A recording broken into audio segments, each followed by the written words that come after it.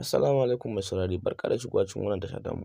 A yau ne muka shigo muku da wani kyakkyawan rahoto ko in ce wani babban rahoto akan wannan babban mawaƙin da ya shura ya zagaye duniya baki ɗaya a ɓangare na Kannywood baki ɗaya, wanda shi ake kira da Dauda Kahutu Rarara, mawaƙi na ɓangaren siyasa kenan, wanda kuma yana da abokin hamayya mai suna Naziru Sarkin Waƙa, wanda shi Naziru Sarkin Waƙa ba ɓangarensa ɗaya ba amma shi kuma shi ne tsokane mai ido.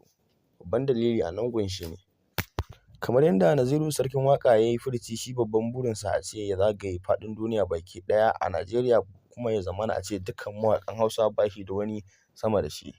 Shi kuma Dauda Kahutu Rarara ko kallonsa ma baya yi saboda ba ta shi yake ba.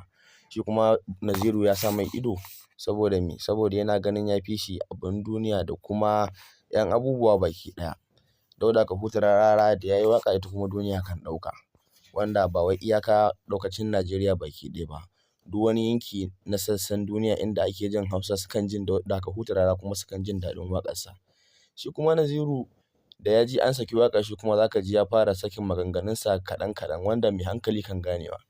Wanda mai saurare in dai ka ci gaba da bibiyar mu za mu sakar maka da wani kyakkyawan batu da Naziru Sarkin Waƙa ya yi a kan Dauda Kahutu Rarara. Babban dalilin da ya sa ba za mu sakar muku da shi yanzu ba, mun fi so ku fara fahimtar abin kamar haka.